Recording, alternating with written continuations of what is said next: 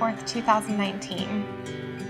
Very exciting. It goes by fast at times, goes by slow at other times, but I'm ecstatic about it. That day I'm most excited just about being able to start forever with Tara and move on to the next step. We're going to have a relatively short and sweet ceremony, which is perfect for us. We're getting married here in San Antonio where we first met. We've joked about honeymoon number 1 being moving me across the country to be with Sean in Savannah, Georgia. How we met was unique, to say the least.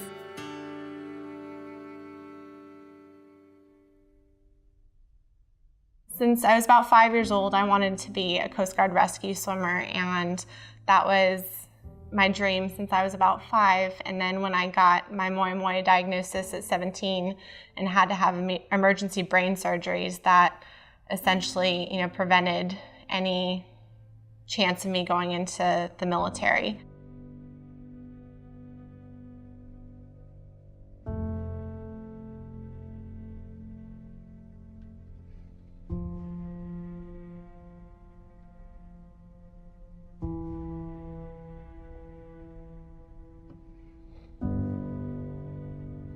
On days when I would have migraines, I would have, blurred vision. My speech would be off, either slurred or completely jumbled, just making no sense coherently. And I would lose sensation in my arms and legs. Sometimes it would be, in a presentation of being tingly. Sometimes it would be numb. Sometimes it would be complete loss of feeling. Just, I guess you could describe it as paralysis.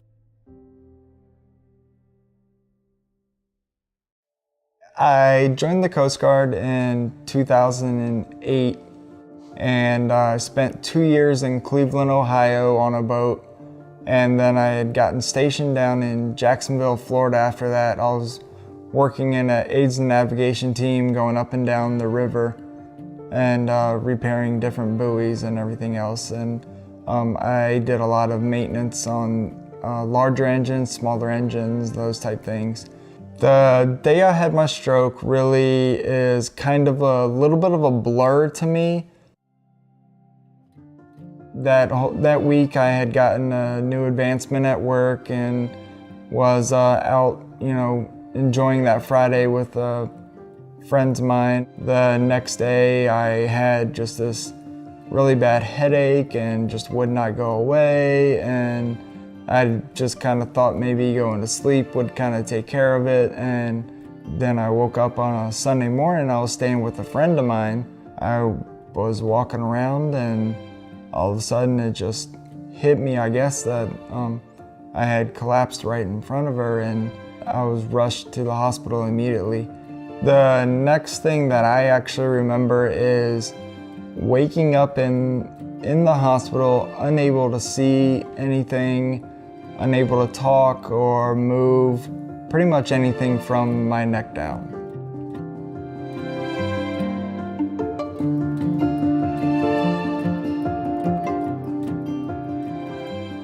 Then just when I would think that my therapy was done for the day, I would get taken back to my room, and my mom, who never left the hospital from the time that I went in the hospital until the 6 months was up, she would work with me in the room and really kind of keep me going, physical therapy, speech therapy, and occupational therapy all over again.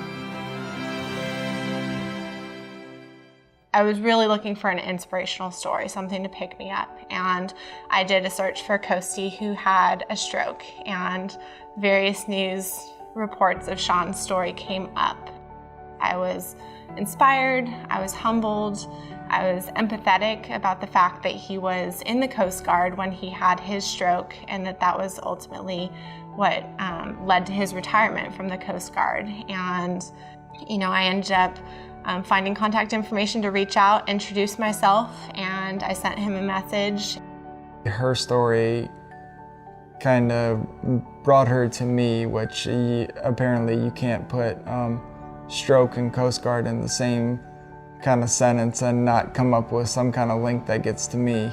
I kind of figured, there's no real loss for me in this. If anything, I might get a friend out of it, just someone else to introduce myself to and have, a stroke-to-stroke connection. And before noon the next day, I had a private message back from him, and that's really what started our 6-month relationship of talking from 1,100 miles apart from each other before we actually met in person.